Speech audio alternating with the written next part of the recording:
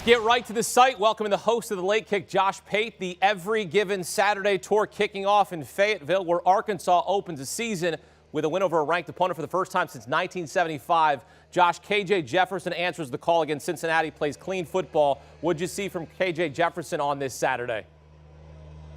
Well, first off, Hakeem, I'm just happy to be talking to you because when we talk, that means I'm on the road somewhere and we got college football to discuss. KJ Jefferson, yeah, he had a really good day. He delivered a lot of his known commodities, but, you know, there were times in the second half where I thought maybe there was a false sense of security around here because Arkansas grabbed the early lead.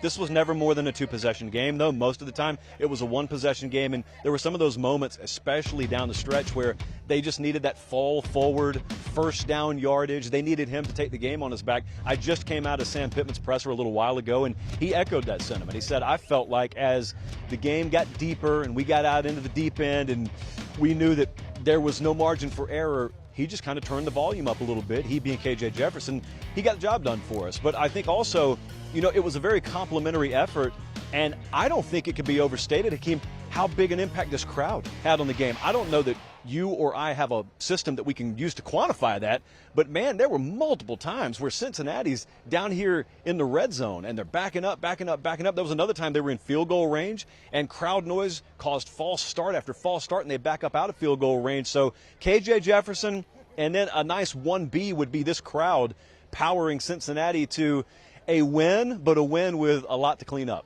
So now we need to get you a decibel meter or a sound meter for every stop on the Every Given Saturday tour so you can measure the loudness wherever you are. Because wherever you go, chaos ensues. Except for this Saturday. I mean, Arkansas took care of business. Cincinnati last season, of course, had to run the table to make the CFP. That won't happen this year. What's your biggest takeaway from this game? I mean, ultra impressive as a program. They played a very flawed game today. There were several overthrows on balls where receivers are free in the secondary, and you're thinking as a coaching staff, that's all we can do. I mean, we scheme them open, and at that point we've got to execute. And if you don't execute with a new quarterback in a very hostile environment, then, okay, you tip your cap to the other side. But I thought it was so noteworthy, Hakeem, that with all those mistakes and all those departures to the NFL, not the least of which was a quarterback and a bunch of guys in their secondary, they're still there on the road, ton of flaws, ton of mistakes, and yet it's a one-possession game. They've got a couple of chances to go down and tie it. They had one chance to take the outright lead in the fourth quarter, and we talked about the response that Arkansas had, but I'm not even talking about team. I'm talking about program, and you're looking at the G5 level, and there's a stereotype about programs at that level and what they should and shouldn't be able to do.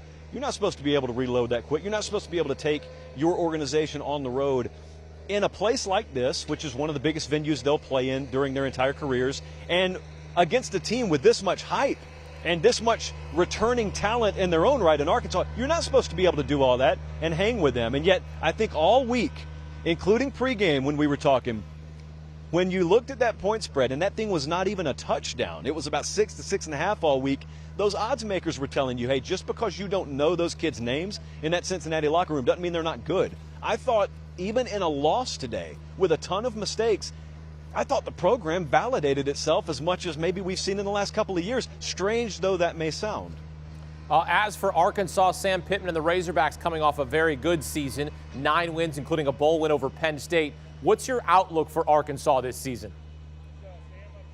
Well, it used to be around here that even their best effort came up short. Okay, so now they've shifted into that mode where we kind of nag and complain after an unimpressive win. I can assure you, talking to some of the fans who have been around here a little while, they much prefer this air. It's a little more rarefied instead of the air that they were in, which was just smoggy and gross. And so now they've got a lot to clean up. That was all Sam Pittman and his coaching staff kept talking about. We got a lot to clean up. We got a lot to clean up. But they're chanting our name over here, Hakeem. I just want to pause and point that out. What they have to clean up is, number one, they've got injuries in their secondary. So first and foremost, they had a couple of corners go down, and they've got to get that rectified because we saw several receivers running free in that Arkansas secondary in the second half. That was not reflected on the scoreboard because of overthrows, but there were points to be had there. But the second thing is, listen, this is week one. So there are a lot of teams out there that just flat out lost today and this week. There are going to be other teams, Hakeem, that you and I are sitting here in November talking about as being in the thick of conference title races and playoff races that probably looked horrific today.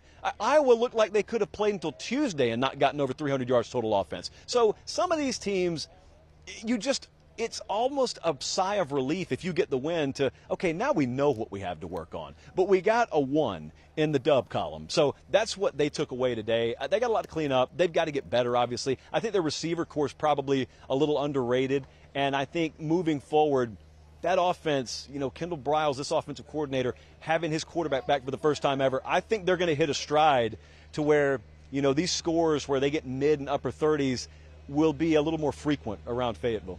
The Every Given Saturday tour kicking off in Fayetteville, where it is success for the Razorbacks, and I'm sure it'll be successful for Josh Pate into the evening there in Fayetteville with all of his friends chanting his name. Great stuff as always, Josh. Appreciate it.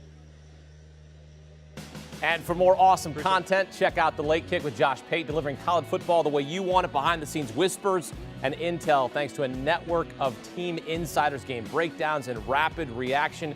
Join Josh Thursdays, Sundays, 8 Eastern Time. You can also listen to the podcast version as well, The Late Kick with Josh Pate. Do you want a sports network that delivers everything that matters about the game? The highlights, the picks, the instant analysis, no yelling, no fake debates, no politics. Hit the subscribe button and never miss a moment.